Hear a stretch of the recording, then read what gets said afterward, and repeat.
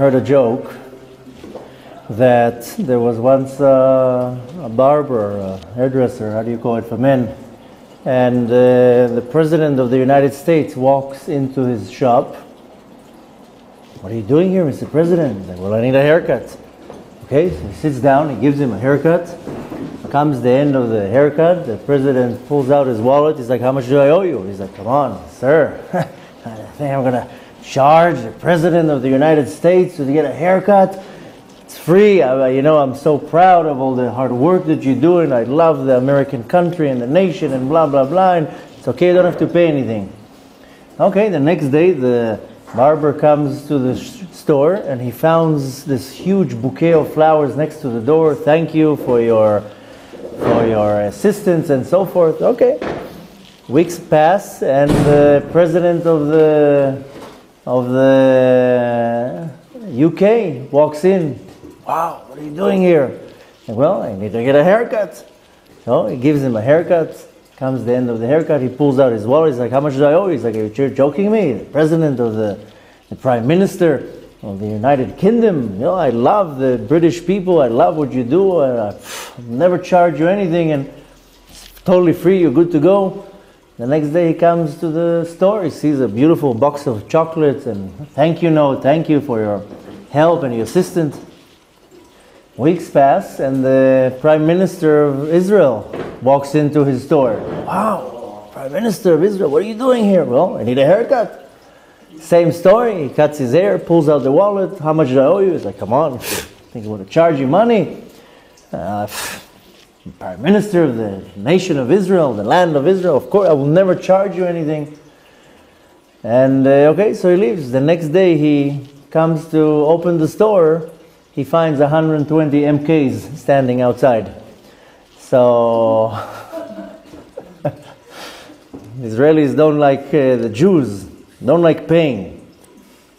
I don't know if you noticed, but Jews are known to like, how can I get something for free? Where do I get it half price? How can you give me something as a present? You know the joke with the tablets, that when Hashem wanted to give the 10 Commandments, he came to all the nations. And he came to the first nation. I'm not going to start talking Lashon Hara about nations now, but he came to the first nation and says, "Do you want the 10 Commandments?" He's like, "What does it say there?" "Well, it says you cannot kill." "No, that's not for us." So he went to the next nation. "You want the 10 Commandments? What does it say there?" "Well, you cannot commit adultery." "Well, that's not for us. We don't want it."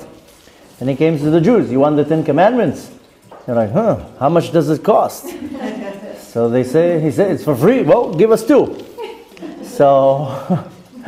So I remember once we were in a lecture and we have these charity boxes.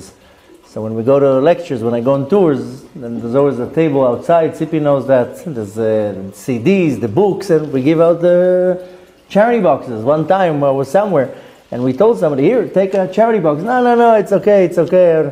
So the person says, "Take it, it's for free."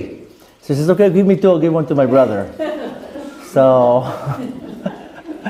So unfortunately, we don't like paying. And we're always looking for a deal, and we're always looking for something for free. But in this parasha, we're in Parashat Chayei Sarah, we read that Avraham Avinu demanded to pay for Marat HaMachpelah. It was given for free. When he went to Bnei Chet, he told them, "I want that little piece of land." "No problem, you? Of course, take it, take whatever you want here." "No, I want to pay." No. Bnei Chet says, no, we want to give it for you for free. "You, such a celebrity, Avraham Avinu, coming to our neighborhood, you can take it for free." And Avraham Avinu says, "No. I demand to pay for the Marat HaMachpelah, for the burial place." And not only that he pays outrageously, not even connected to market value. So today we're going to learn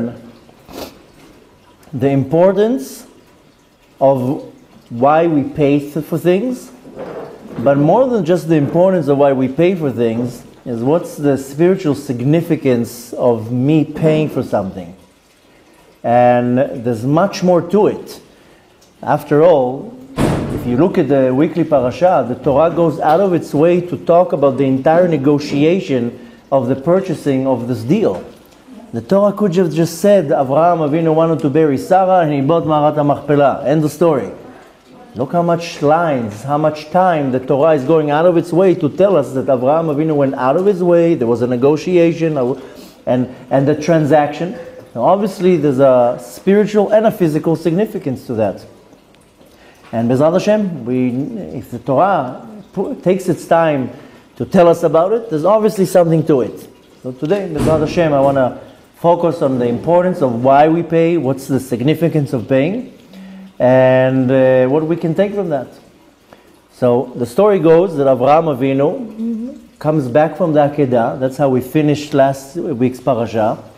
And needless to say, well, a big thing, Avraham Avinu is taking a Yitzchak, going to the Akedah.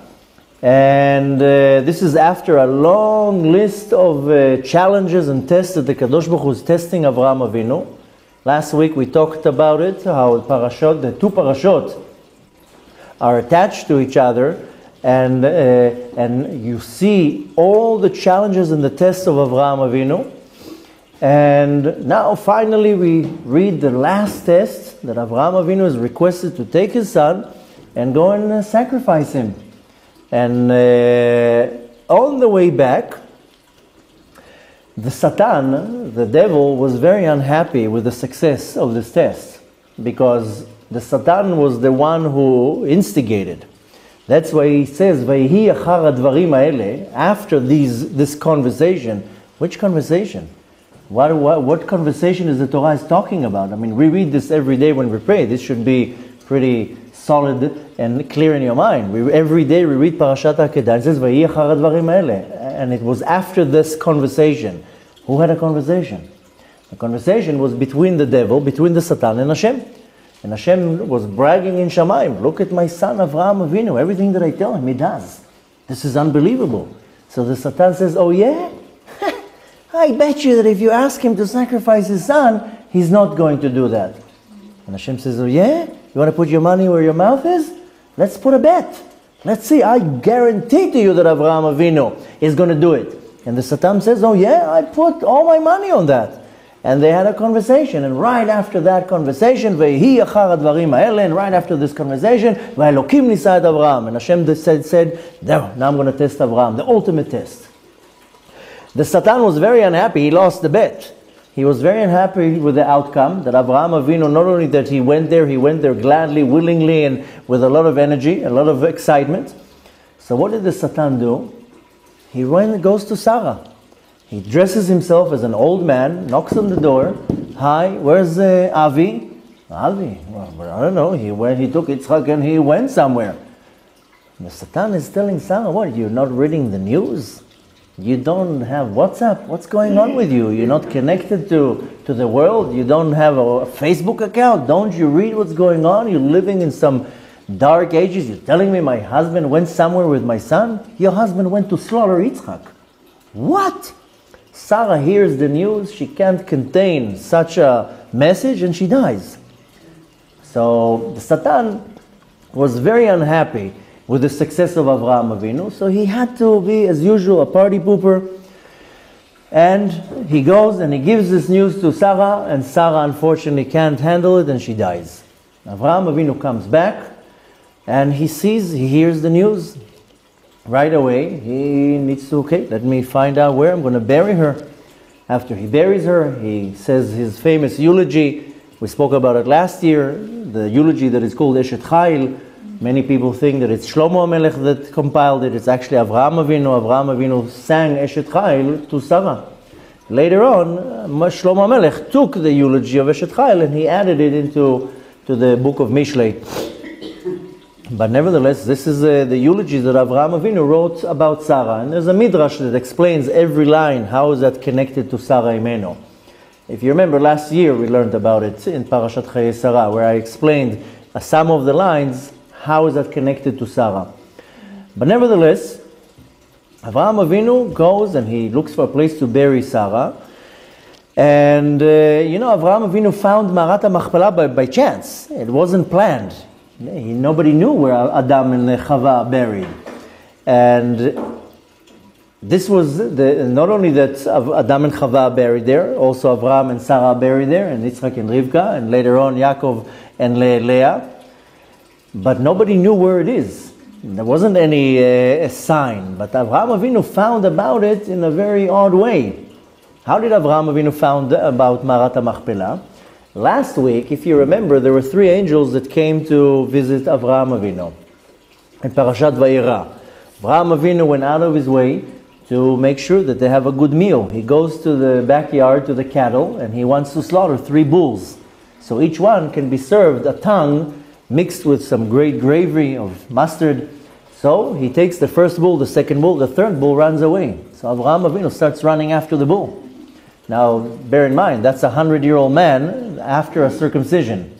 So he's running after the bull, and he's running and running and running, and the bull goes into this area of where Ma'arat HaMachpelah here, Sde Ephron, and the bull leads him, and Avraham Avinu suddenly walks into this magical place, and he starts smelling, wow, what's the scent?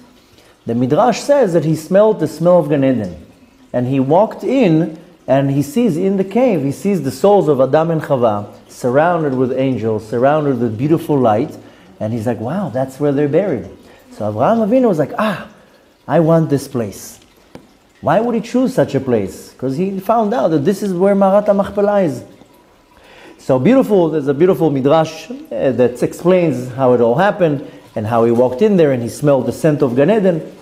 But nevertheless, now Avraham Avinu has his eye on that piece of property. Now Avraham Avinu is a businessman. People think, you say Avraham Avinu, imagine this old man with a cane, with a long beard. Avraham Avinu was a tycoon. He had a lot of business, especially in the real estate. He had a lot of hotels. He owned the Hilton and the Ritz-Carlton and many others. He was the founder of Airbnb. So, but nevertheless, Avraham Avinu had a good sense of business and he had his eye on this piece of property. So what does he do? He goes to the sons of Chet. Chet was the owner of the property. And he tells them, you know, I like that piece of property, but just that corner in the end. So he wasn't the owner. The way it worked in the olden days, that the mayor, who was Ephron at the time, he owned the land. You had to get permission from the mayor. It's not like today. But nevertheless, he didn't want to go directly to Ephron because he said Ephron will notice that I want this piece of property. And he knows I have a lot of money and he will play hard to get. He will not give me the property. Maybe he will make a high price. Maybe he will negotiate with me. So he goes to Bnei Chet and tells them, you're neighbors with him. You go and talk to him and just tell him that I want this piece of property. Okay, they go to Ephron, and Ephron, of course, Ephron is the mayor, so to say, at the area, and he says to Avraham, of course you can take it, no problem. It's on the house. You take it, enjoy it. And Avraham Avinu says, no. I appreciate the offer, but I'm paying. How much do you want? Ephron says, there's no price. Whatever you want. Whatever you have, you put it on the table. Avraham Avinu evaluated it as 400 shekel. This is not the 400 shekel that we have today. This is what's called the old shekalim, but nevertheless, the Gemara says he gave him big shekalim. What does it mean, big shekalim? Money that can easily be sold, not something that is not liquefied. Avraham Avinu, so to say, came with cash. Avraham Avinu decides, he gives him 400 shekel, and Avraham Avinu is demanding, I am paying. Now comes the great question. Why is Avraham Avinu so into the pain? You know, in Hebrew they say, Notnim lecha tikach. Somebody gives you, take it. In Hebrew there's a saying that says, Notnim lecha tikach, marbitzim lecha tivrach. Somebody gives you, take. Somebody hits you, run away. But the Israeli motto, somebody gives you, take. Take 2 if you can. But why is Avraham Avinu so determined to pay? There is a beautiful interpretation that, regardless to the reason why Avraham Avinu wanted to buy this land, we have to understand what was his desire to buy specifically this piece of land. There is a commentary by a rabbi who lived about 200 plus years ago. He's known as Yechezkel Landa. And there's actually a lot of people in this generation that are direct descendants of him. There's Lando and Landa. but nevertheless, he's Landa. He's known as the Noda Yehuda. A very big commentary in Halacha. Nevertheless, he says, why does the Torah says that Avraham came to do a eulogy, a hesped? Ba lispod lesara. Why is it says it ba lispod lesara? We know who he's saying the eulogy to. It's his wife. Why does the Torah say the word Sarah? I mean, the words in the Torah are calculated. There's no word by mistake. The Torah says that Avraham Avinu came to eulogize Sarah. Should say Avraham came to lispod. Why do you add the name Sarah as a who? It says that Avraham Avinu was so impressed by the midot of Sarah Imenu that he didn't come to. Usually, when you do a eulogy, you say that person built buildings and built yeshivot and he did this. Avraham Avinu in the eulogy was talking only about the midot of Sarah Imenu. She was so refined that that's what he eulogized her for. And that's kind of going to explain to us why Avraham Avinu was so particular about this, buying this piece of land. Now, comes of course another question. Why is the Torah going in length to this whole business transaction? Like I said before, he could have said Avraham Avinu came, he wanted to bury Sarah, he bought Marat HaMachpelah. End of story. Look at how much length the Torah is going into the business transaction. Like I said, just say he bought the plot. End of story. So, if you're looking at it in a very external way or very broad way, the Torah is teaching us how to do business. Because we all need business. We have to work. I mean, this is Adam HaRishon was kicked from Gan Eden, and he says, "V'zad apecha tuchal lachem." You're going to have to work all your life. So the Torah is coming to teach me, how to do business. Go know how you have to learn how to negotiate, how to invest, how to buy, how to sell. But really, okay, that will be applied for a few people. They want to buy real estate. Why is it so important? Why does the Torah really want to teach me how to negotiate in a deal? And why is the Torah putting so much emphasis of the transaction? Why? What is it good for? What does it do to me? So there is a midrash that explains specifically on that, and it says that we all possess a soul, of course. And the soul is divided into many different categories, let's put it this way. The lowest of all is called a nefesh. The nefesh is the lowest of all 5 levels of the soul, and it's a very vital part of the body. And the soul is impressed by what's going on to the body, and I can't do anything without this part of the soul. And again, I'm talking about the nefesh, not the neshama. The neshama is a much higher level of the soul. The nefesh is really a part of the body. Now, the nefesh has certain powers. And the teachings of Kabbalah and Hasidic philosophy calls it the 10 powers of the nefesh. Eser kochot ha-nefesh. But nevertheless, the nefesh has certain spiritual powers. And what I go through in my life affects the nefesh. If I'm depressed, the nefesh gets affected from that. If I'm happy, if I'm excited, the nefesh will get affected. And vice versa. If the nefesh is overwhelmed, then the body will be overwhelmed. If the nefesh is under stress or in fear, then the body will experience fear and stress. They go hand to hand. It's like a deal that you can't separate the body and the nefesh. Once the nefesh leaves the body, then the person dies. Then the body can't live without the nefesh. Now the Midrash says, why is the Torah so particular about this business deal? Let's go back and look at what Avraham Avinu had to go through. Now we're looking at Avraham Avinu, we imagine a great tzaddik, but did you read the last 2 parashot, what he had to go through? We just got to meet him when he's 75 years old. But where was he for 75 years old? What did he go through? And even when we meet him when he's 75 years old, what did he have to go through? He had to leave his town, go to Mitzrayim. Sarah was taken hostage. We talked about it already last week. There's no point of repeating it. How much tests, how much challenges, how much disappointments, what he had to go through. He didn't have a child. Then finally he has a child. Then I'm talking about Ishmael, not Yitzchak. Then Sarah says, get rid of this guy. And look how much challenges. And then he finally has a child, Yitzchak. Then go and slaughter him. Avraham Avinu goes through so much backwards and forth and headaches and challenges. If we think we have problems, look at the life of Avraham Avinu. That's what we have is nothing. Yes, we're looking at the end. that he was already happy and wealthy and kids and saw grandkids and great-grandkids. But just think of what this poor man is going through. The man is 100 years old and he's required to go and sacrifice his son. Can you imagine what's going on in his mind? It was a 3-day walk. Just imagine what's going on in his mind. Now, imagine after that. Can you imagine the relief? He's already in his mind going to bury his son. Now he's like, everything is reversed. He's like, Baruch Hashem, another one.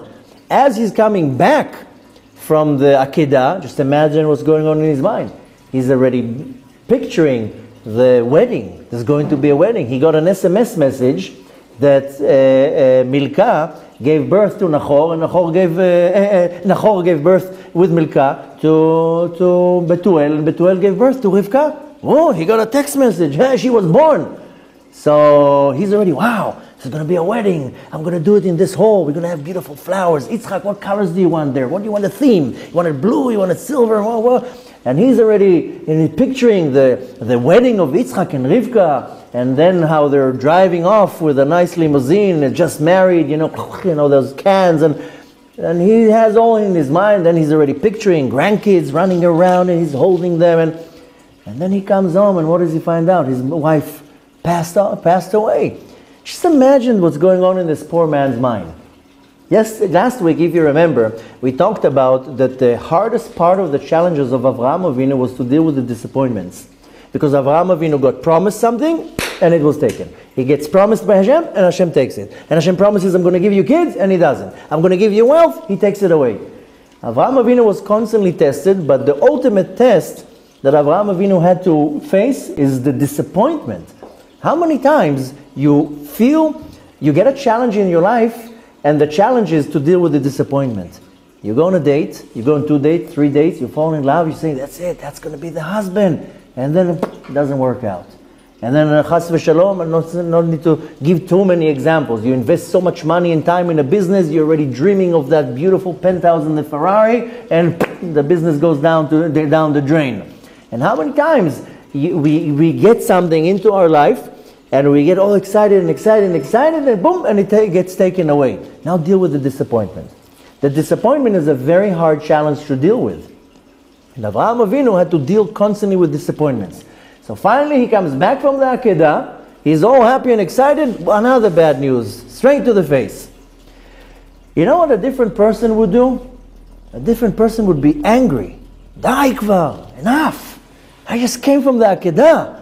Who was required to do such a thing? Die, enough already with all this nonsense. You would think that Avraham Avinu would go, cuckoo, stop with this already. Now I finished one challenge, now my wife, I wanted to take Yitzchak down the aisle with my wife, not him being an orphan.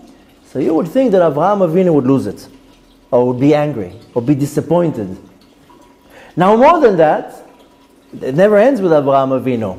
You know that the land belongs to him. He has to go now and, excuse my language, kiss tuchis for Bnei Chet and Ephron to get the land and pay for it. It belongs to him. Avraham Avinu owns the land. For now, there's somebody else occupying the land. Just imagine the frustration. I own this land, somebody's on the land, and I have to now somehow buy them off. So Avraham Avinu is still content. He's holding his anger, he's holding any type of emotion. He's, okay, fine. What is Avraham Avinu showing us here? The ultimate midah that is called midat ha'anava, being humble. Midat ha'anava is not that you like shy, or that you hold yourself as a nobody. Midat ha'anava is that you understand that you don't deserve anything. Moshe Rabbeinu was the top of the top, but Avraham Avinu was one of the greatest also in midat ha'anava. And midat ha'anava, look at two giants like Avraham Avinu and Moshe Rabbeinu. The midah of anava, of being humble, what Avraham is showing here is that I don't complain in life. You know why? Because I probably don't deserve it. Now, if you have it in a very healthy way, sometimes people think that they deserve everything. And if they don't get what they think, what they want, then they get upset. Either at Hashem, either at the person who did it. We constantly think that we deserve everything. We don't deserve nothing. Who says you deserve something? Especially Avraham Avinu, he doesn't get upset. Why? Because he says, okay. He's not a complainer. He doesn't complain because he says, okay, I must not deserve it. Probably I don't deserve that. So, what's interesting here is that it says in the Talmud, you can find it in the tractate Baba Batra, where it's talking about the whole story about the Akedah. It says that here Avraham Avinu broke the Satan. The Satan was constantly going against Avraham Avinu. After this part, not the Akedah, after the dealing with the death of Sarah, that's it, Avraham won. The Satan says, I give in. I can argue with this guy. Every time he has the upper hand. So it says it very clearly in the Talmud that Avraham Avinu crushed the devil in this part. And the Torah is basically wanting to teach us here something very, very deep and profound. It wants to teach us the selfness, the bitul of Avraham Avinu. The midat ha'anava, that he says, okay, I don't deserve it, let's move on. And this is something that, this is the external part of what we want to learn from this whole transaction, is that I have to be humble and understand that if Hashem gives me something, that's a great reward. And if I don't get something, I'm probably the problem. I'm the one who doesn't deserve it. And it's not only between me and Hashem. How many times I have expectations from people? From my spouse, from my boss, from my neighbors. And the best is just not to have expectations. You don't have expectations, you're not going to suffer any disappointments. And even if something bad happens, then you should say, okay, I wasn't worthy enough. I'm not supposed to get it. So, here, the first thing that we want to take from that is the level of bitul, what is called selfness, of Avraham Avinu, that he's totally humble in front of the Kadosh Baruch Hu. Lesson A. Now let's go back to the original question that we asked. Why is Avraham Avinu so particular and demanding to pay for the piece of land? Just take the land. He could easily come and say, listen, the Master of the universe promised it to me, the land belongs to me, I'm giving you 60-day notice, please move away, it's mine. He could easily do that, and there wouldn't be any argument here. Everybody was afraid of Avraham Avinu. Who would argue with Avraham Avinu? The old man goes to war with 4 kings and he wins them all. Everybody saw in front of their eyes that Hashem is walking with Avraham Avinu. Nimrod throws him into the fire and he walks out of the fire like, stinks here, what is this? So everybody was afraid of Avraham Avinu. He wouldn't have any issue coming to Ephron and telling him, I'm giving you a 14-day notice, vacate the place. But nevertheless, Avraham Avinu says, no, I demand to pay. Why? What is this whole idea? Avraham Avinu pays for the cave and for the land. He didn't only buy the cave, he bought the land around it for one reason. To disconnect them from the property. To get them completely out of this property. He didn't want any connection between Bnei Chet or Ephron to the land itself. Once you make a transaction, that's it. You don't have any possession, any chazakah over it. And he wanted to completely disconnect them from having any type of possession from that piece of land. I'm not talking about right now that he saw in Ruach HaKodesh that this land is ours and this place is sacred. There are 3 places in the world that nobody can argue if it's ours or not, because we have a receipt that we actually bought it. We're going to talk about it very soon, because we have Marat HaMachpelah, we have the Har HaMoriah, the place of Bet HaMikdash, David HaMelech bought it. And we also have Shechem, the Kever Yosef. Yaakov bought it. These are 3 places that we have a receipt. Sorry to tell you, I bought it. No arguments here. You can argue about anything else. So I'm not talking right now. Of course, the world does argue with them. They can argue as much as they want, but nevertheless. And Bet HaMikdash, Har HaMoriah. We're going to talk about it in a second. I'm going to go into the Midrash, where we find that. But nevertheless, Avraham Avinu was not only looking at the future that he wants to hold possession of the land. Avraham Avinu wanted to completely disattach any ties from Bnei Chet and Ephron from the actual land and the cave. And like I said before, this exact same thing what David HaMelech did with Bet HaMikdash. The land where Bet HaMikdash is, what is called Har HaMoriah, you can go to the book of Shmuel. This can be found in Shmuel Bet. This is not a Midrash. And it says that at some point David HaMelech was already king, business was going very well, everything was great prosperity. And David HaMelech got a little bit of okay, let's when you have a lot of things, you want to count it. You have a lot of money, you like counting it. You have a lot of diamonds, you like looking at it. You have a lot of property, it's like you call the lawyer. How many properties are we owning here? 5,000 apartments. I met a man not too long ago that is very big businessman, owns a lot of types of businesses, but one of his wealth, he owns like 5,000 apartments in Los Angeles, in Vegas, in different places. Over 5,000 apartments. Just imagine what's coming in every month just from rent. Not talking about the value, and he buys everything cash. No mortgages here. So, and you know what? And I know the grandson. So there is a certain individual that is in charge to give reports all the time. And sometimes, how many apartments do I own? He wants to know. You would think that somebody says, okay, 5,000, 4,800. Who cares? I'm getting $5 billion dollars a month. Who cares? But nevertheless, you have a lot of property. You like counting it and know what you own. David HaMelech says, let's count what we have. Okay, there was a general. His name is Yoav. He says, not a good idea, David. Not a good idea. He says, no. David HaMelech says, I want to know what we have. Yoav says, listen, you know the Torah doesn't allow us to count people. It's good. It's not good. It's going to give ayin hara. This is not good for business.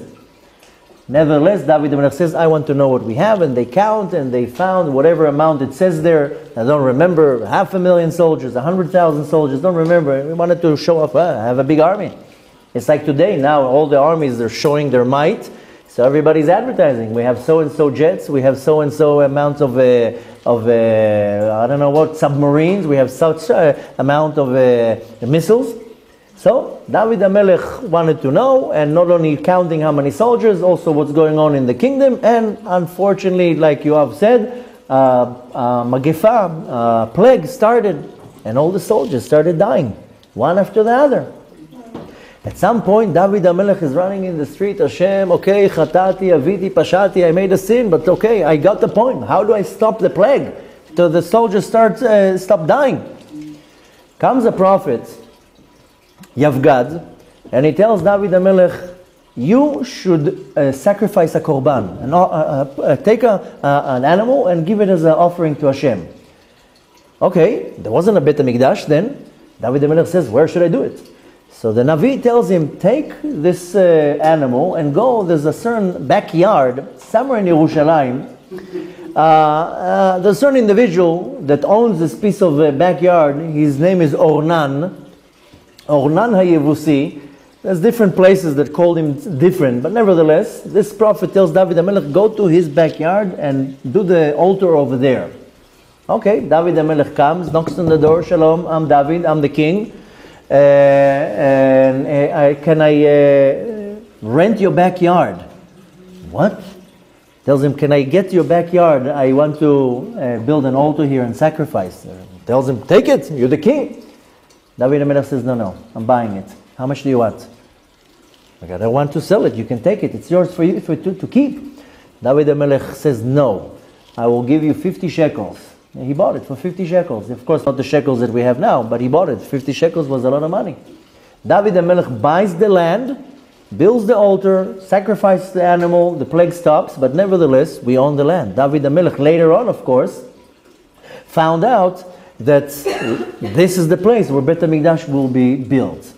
This is years later, when he was looking for where to build Bet HaMikdash, then he found out that the place that he bought, that will be Bet HaMikdash. And like I said before, the same thing happened with Kever Yosef. Kever Yosef, the tomb of Joseph, is placed in Shechem. And Yaakov Avinu also, it says, Yaakov kanach elkat sadeh. It says that this is in the Torah. It says that Yaakov went and bought this piece of land. He knew that later on they'll bring the bones of Yosef and bury him over there. So we have 3 places, holy places in the land of Israel, that we have a receipt that we bought them. There is a story going back to Marat HaMachpelah, because Marat HaMachpelah is one of the most holiest places in the world. We have Adam and Chava buried there. We have Avraham and Sarah buried there. We have Yitzchak and Rivka, and we have Yaakov and Leah. And needless to say, you said before, how much argument is going over this piece of land. But besides that, we owned it. This is a very special place. The Zohar says that Marat HaMachpelah is the gate of Shamayim. All the souls that go up to Shamayim, they go through Marat HaMachpelah. The Zohar explains, thank you so much, the Zohar explains that any person that dies, then this doesn't matter where they're from, where they are in the world. The soul will go to Ma'arat HaMachpelah, and through Ma'arat HaMachpelah they go up to Shamayim. And every soul, before it goes up to Shamayim, it goes through Ma'arat HaMachpelah, and they see Adam HaRishon. Adam HaRishon is there. The Zohar goes and explains exactly how, why, what, and when. But Ma'arat HaMachpelah is a very powerful place. There is a place in the Talmud that explains that also Esav wanted to be buried there. And because he knew exactly what does it mean to be buried there. The story says that when Yaakov died, I mean this is a few weeks from us, we're going to learn how Yaakov Avinu is in Mitzrayim, he dies, then they get permission from Paro and they all take Yaakov back to Canaan. The story says that the sons of Yaakov are all carrying the coffin and they're coming into Ma'arat HaMachpelah to do the burial. And who do they find? They find Esav on a horse with a sword and a whole army behind him. And what's going on? Uncle Esav, we didn't see you in the last couple bar mitzvahs. Where were you?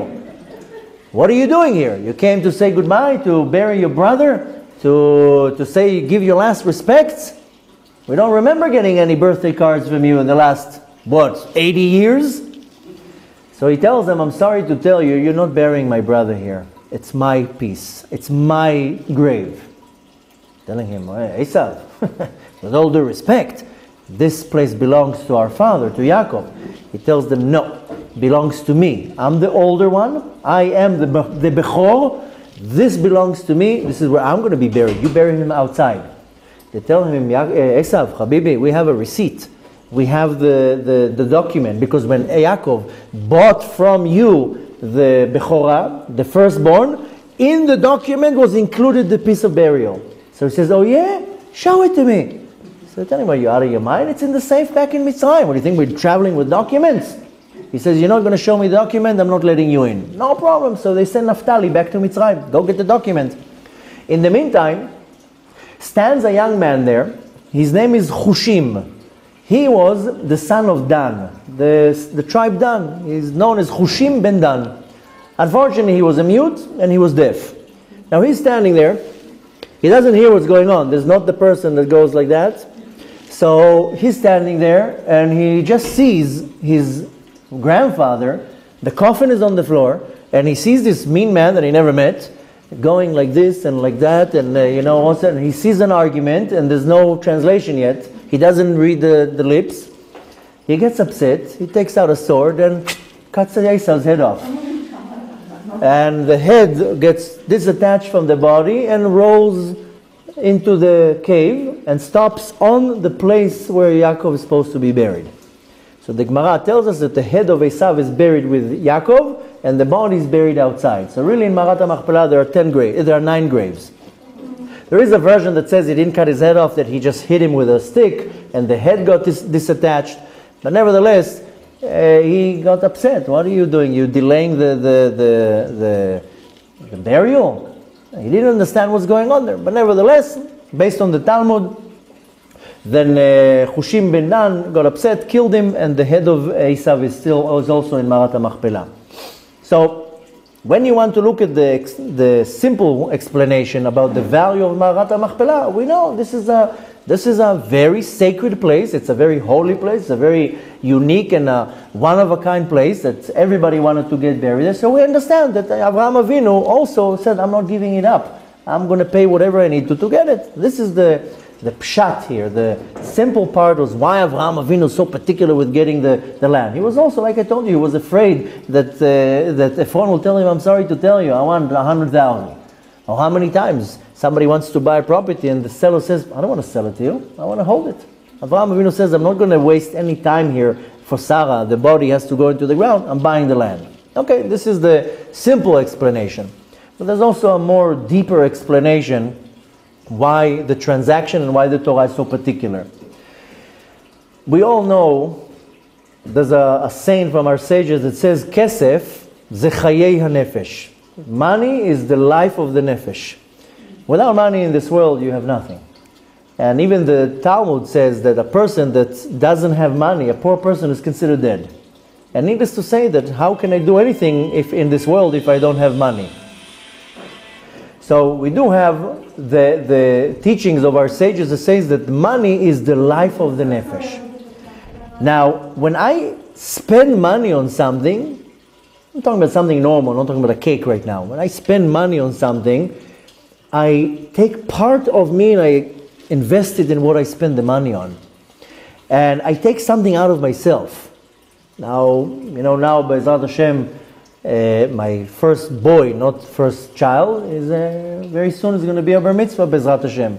He's already planning the bar mitzvah from when he was 3 years old. So he's already telling me, when are we buying the tefillin? So he's right. Even though the bar mitzvah is months down the line, but you want a good pair of tefillin, you have to go to the right scribe, and you're not buying a shirt, you're buying tefillin. This is an investment. You know why? He's going to wear these tefillin for the rest of his life. So you invest now, the right parchment, the right ink, the right intention of the scribe, you invest a lot of money. A good pair of tefillin, it can cost thousands of dollars. And when you buy such a thing, when I remember when I bought my tefillin, it was thousands of dollars I spent on my tefillin. The most expensive you can find, the best leather, the best ink, the best parchment, the best scribe. But it's for my life. It's for the rest of my life. And not only that, this is one of the most important things for me every day I put tefillin on. So when I purchase such a thing, it's not only writing a check. It's a piece of me goes into this transaction. A piece of my nefesh goes there. Hold on, if you don't mind, we'll go through the class, then we'll do the questions. So Avraham Avinu wanted to give Sarah the utmost respect. He admired her. He adored her. It wasn't just a regular wife. He said, I'm giving her, it's the last thing I can give to her.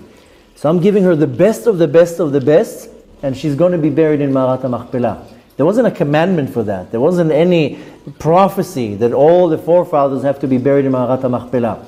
But Ma'arat HaMachpelah was such a prize.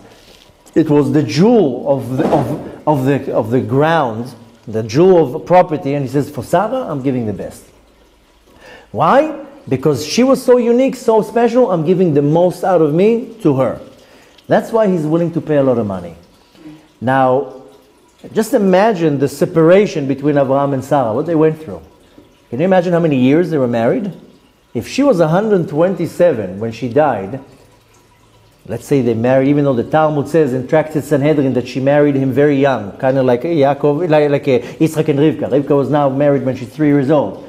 So the Talmud says that Sarah was married also very, very young. There's an age difference of 10 years between Abraham and Sarah. We don't know exactly when they got married, but again, the Talmud in Sanhedrin says that Sarah was married very, very young. So they were married at least 100+ years. And what they went through. Can you imagine the farewell, the separation, the goodbye now between Abraham and Sarah? So he feels the separation, even though Avraham Avinu says this is just the body, the soul will continue going. But nevertheless, Avraham Avinu wants to give part of him to this farewell. And this teaches us something very profound. If you don't pray, you're not really connected. You get something for free, you don't acquire a connection here. When you pay, when you take money out of your pocket, you invest. Sometimes it's 30 years of savings. Sometimes you buy a property or certain thing with all your money. You invested here. And this comes to teach you that if you don't pay for something, you're not connected to it. It's not yours. There's no stronger connection. And usually a person will spend money for really what's important to them. Some people, they have an issue that they'll just spend money on anything.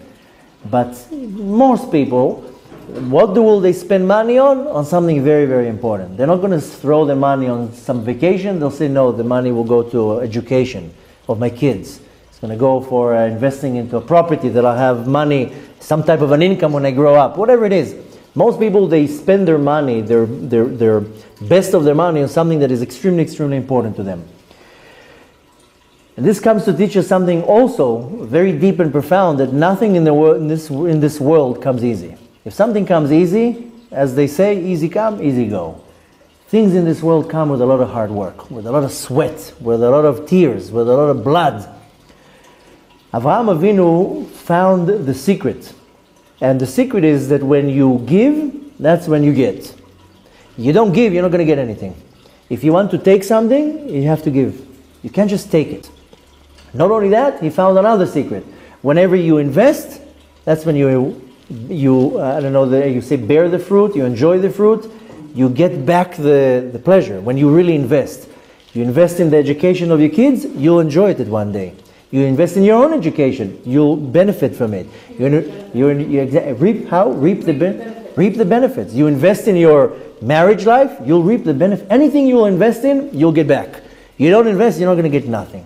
So Avraham Avinu gives us two profound lessons here. A, whenever you give, that's when you're going to get back. Whenever you're going to invest, that's where you're going to enjoy. We need to look for where is it hard work. Our nature is to look for where it's easy. Give me the easy job. You know, always when I give my kids jobs, one of them always tells me, give me what's the easiest. Tell me what's the easiest. You want to know what's the hardest. We constantly need to look in our life, what's the hardest? Why? Because that's where I'm going to get the most. And it says, when a person looks for hard work, it's a remedy for arichut yamim, for a long life. Where do we learn that? Because the book of Mishlei says, Soneh matanot yichyeh. A person who hates gifts will live long. And when a person constantly wants to get and get and get for free, that's a remedy for a short life. But when a person says, I don't need help, I don't need your charity, I mean, if you need it, great, fine, but I don't need presents, I'm going to do it myself. This is a remedy for a long life. It says in the Talmud, can be found in Tractate Kiddushin. Very interesting story. You know, sometimes the Talmud is teaching you very straight out halacha. Sometimes people can say the Talmud is extremely boring. But sometimes the Talmud gives out stories out of nowhere. You read a certain sugiyah, out of nowhere, suddenly there's a story. There is a story in Tractate Kiddushin, can be found in page 19. It says about a very, very big rabbi. He was an Amora. His name was Rav Gidel. He wanted to buy a piece of land. He was into business. Many of the sages were businessmen. He wanted to learn Torah all day long, so you need a business. He found a certain land and he put his eye on it. And he came, negotiated, they set the price, and he says, okay, I'm coming tomorrow with a check. Okay. He didn't do anything, he just said, I'm coming tomorrow. That night, another great Amora, his name is Rav Abba.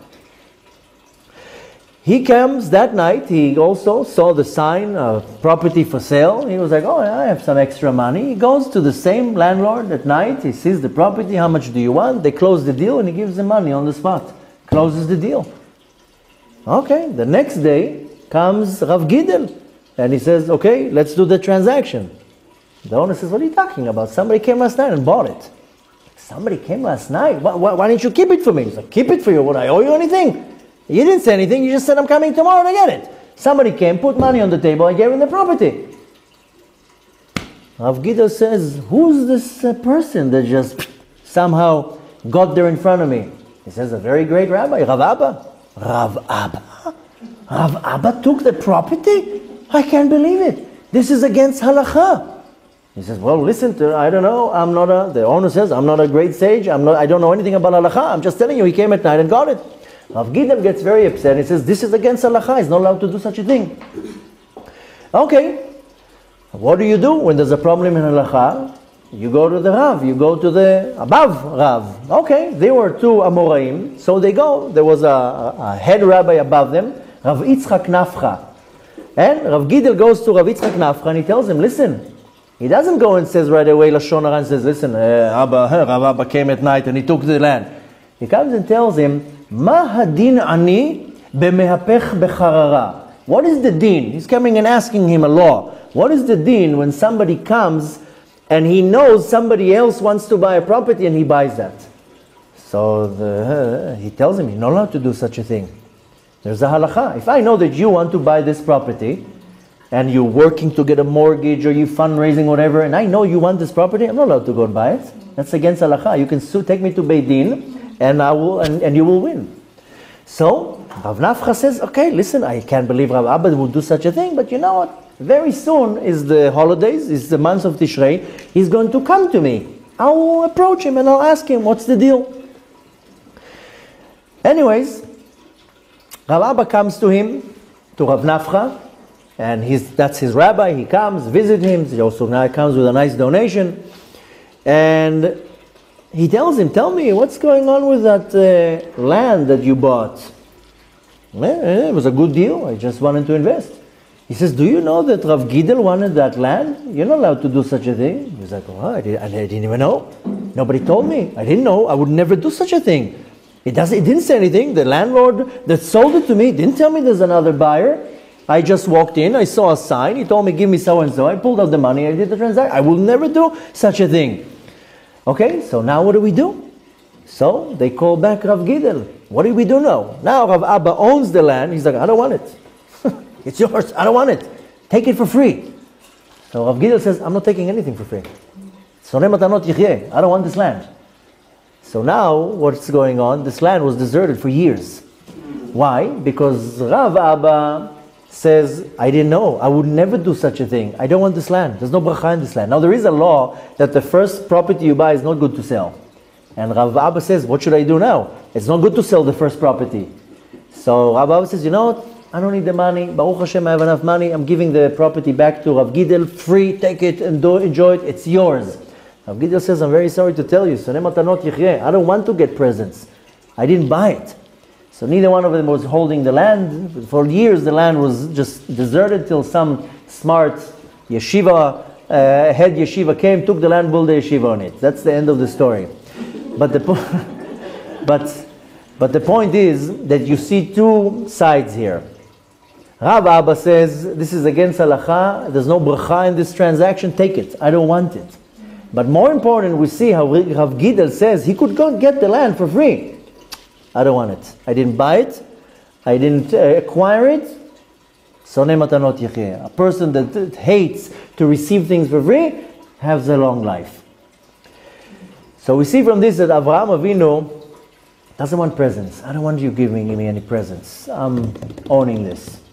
Avraham Avinu wants to give the last respect, the honor to Sarah, and he goes and he buys the kever, the grave, for a lot of money. I would think that I'm just throwing an amount, don't take it as a source, but it will be as equivalent to $400 million in our day of age. That's what was 400 shekels. David HaMelech bought the Har HaMoriah for 50 shekels. So just imagine 2,000 years before that. So I'm kind of thinking that he bought like a little piece of land for $400 million. That's it's not a currency. I'm just saying how huge it was. And Avraham Avinu didn't have a problem. He was worth billions. But nevertheless, when you're looking for something, for easy life, I don't know if you say it in English, in Hebrew you say Chaim Kalim, 10 Chaim Kalim, maybe in English it doesn't sound well, easy life, but when you're looking for your life to be easy, at the end you don't get anything. When you're looking for hard work, that's when you earn everything, that's when you acquire everything, that's when you own it. And this is in everything, not only in a business transaction, in anything. Anytime you put hard work, you toil, you invest, the result will be that this is what's going to bring results. Whether it's within your health, in relationship, your marriage, education of your kids, anything. In any situation that you're going to invest, you'll see results. And if you're looking for the back door for easy way out, there's not going to be results. Not only that, it's the same thing even in a mitzvah. That, now we just celebrated Sukkot. Everybody goes and buys an etrog. Some people buy a etrog for 20 shekels. Some people are looking for expensive etrogs. I was once in a store, and a young man walks in. He looks, first of all, young. Needless to say, don't know him personally, but I knew he's studying in what's called a kollel. Kollel is that you don't have money, you still learn Torah all day long, and you get paid a little bit. And he says, I want a certain type of a etrog, a very expensive etrog. It's called Calabria. This is a special breed. The seller tells him 600 shekels. 600 shekels? I'm like listening and observing him, and the guy takes out his wallet, pulls out 600 shekels, gives the money, takes the etrog. You see the value of a mitzvah. And I overheard another person says, what, are you out of your mind? You're giving this guy 600 shekels for a lemon? Looks like a lemon. For a etrog, 600 shekels? You know what he answered him? I'm not giving the owner of the store 600 shekels. I'm giving God 600 shekels. So even when it comes to a mitzvah, an etrog, a beautiful mezuzah, tefillin, whatever it is, You're not giving the person the money. You're giving Hashem the money. You give a lot of effort, a lot of investment. I'm invested here. It came out of my kishkes, this money. So, to conclude, we see many different lessons that we just went through the last hour. But the most important that one can take is that we have to be invested in everything. You know, today, somebody sent me an interesting question. Going back to that video that I loaded last week, a video online. Sorry, I was teaching it in the morning, so I'll tell you very briefly. Last week, we loaded a video online, very short, maybe a couple minutes long. We have these WhatsApp groups where we post every day a short video, and there's a young man that he takes the videos, he cuts them, edits them, puts them on the WhatsApp group, and Baruch Hashem, they go on all the social media, very short videos. And the last week's video was, what is the role of the Gentiles in this world? And how are the Gentiles are included in the redemption? And in the short video, I'm explaining that the Gentiles are part of the redemption. The redemption is not just for the Jews. The redemption is for the rest of the world. And a large amount of the population of this planet, 1/3, is going to be part of this redemption. I'm talking here about 2.5 billion people. I think they're just all going to throw all them to the ocean. Anyway, so in this little video, I'm saying how at some point of the redemption, everybody will become Jewish. There's not going to be such a thing as Jewish. Everybody is going to be one nation. And the nations, the Gentiles that will survive the redemption will become part of one nation. We're all going to be Jews. It's not going to be called Jews, but we're going to be one nation. Of course, that got a lot of response. How do you say such a thing? Very clearly, go to the book of Zechariah, chapter 2, verse 15. That's where it says it. The Kadosh Baruch Hu gathers all the nations together and makes them one nation. This is a clear prophecy at the coming of Mashiach. Anyway, so from that, I got all these questions. So one question that I got is, how am I guaranteed to be part of the redemption? What? It says in this same chapter in Zechariah that everybody has a part of the redemption. And the answer was, first of all, you should be happy that everybody should be part of the redemption. You shouldn't have hate towards another person who says, oh, I wish he's not going to be in. Why? Because he talked Lashon Hara about you? Because he slandered your name? Why would you wish for somebody not to be part of the redemption? You should wish for that person, even though he goes against you, to do tshuva. And he should also be part of it. But the answer was, the more you will invest, that's what you get. So you think the Kadosh Baruch Hu doesn't see what's going on here? The more you put in, that's what you get out. So it's not only surviving and being part of the redemption, it's where you're going to be positioned, how close you're going to be sitting next to Mashiach. So the point to take from here is, it doesn't matter in any area you're looking at it, don't look for an easy life. Avraham Avinu was not looking for an easy life. He was not looking for a way out or for a discount. He says, whatever I own, I want to own it. I want to sweat to it. So I like taking this profound message and applying it in everything in my life. People get married, and after half a year, I don't like him. What do you mean you don't like him? But half a year ago you were in love. No, he's this and he's that. What do you think marriage is, a walk in the park? Marriage is work. And then how many times I hear, whether it's a business partner or a business deal or with kids. Just the other day we had a guest on Friday who wants to get married. He's not young. And he saw my kids, Baruch Hashem, and at some point, not going to get into too many descriptions. One kid made her business on the floor. Another kid, she's young. She's not, you can't expect much. But, he sees me cleaning the urine from the floor, and one kid is this, and one kid is this, and some kids, you can't be sitting with a suit with the kids. So when I first got married, my suits were clean. Now, here's the dirt, here's people tell me you have a stain here, oh, that's the kids' breakfast. And so, when I got married, if like it was a speck of dust on my suit, it would be hyperventilating. Now, things fall on my suit, it's like, anyways, in the afternoon it will be dirty, more dirty. So you have little kids, it's not an easy task. And he was looking and he's like, I'm having second thoughts about this whole marriage thing. So what do you think marriage is, that you just walk into the sunset holding hands and lovebirds are around you? This is in theory. Marriage is hard. a lot of hard work. You have to invest a lot of time, a lot of patience, a lot of thought and effort. And then kids, you have 30 years that, I'm sorry to tell you, excuse my language, you're wiping tuchuses, you're doing a lot of things that are not so great. So, but that's an investment here.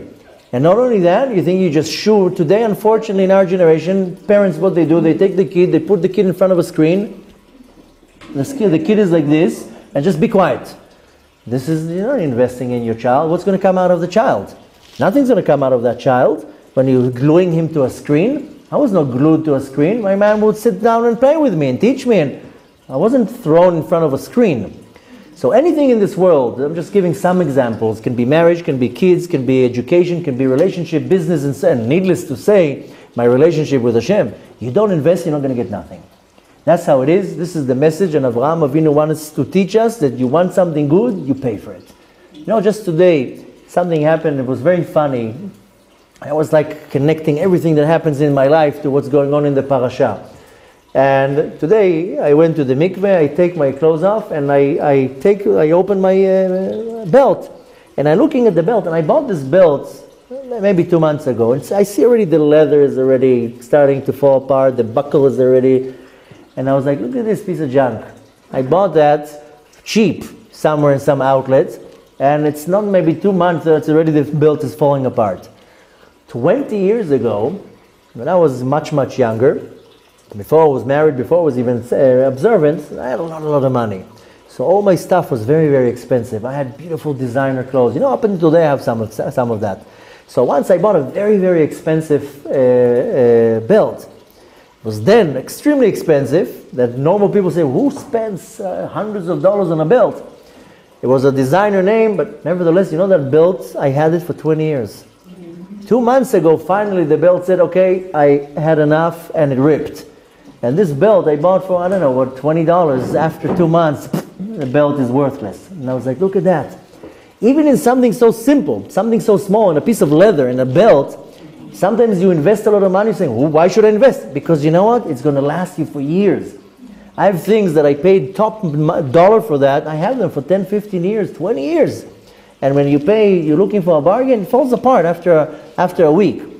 A few weeks ago, my boys, they wanted a watch. They went and bought a watch. They came back with a receipt. I said, how can it be so cheap? What, 20 shekels, 30 shekels a watch? It's a piece of garbage. And sure enough, it lasted about a week. So, same thing here. Everything in life, you invest, you put a lot of effort, a lot of money, you'll get back. You'll get a return.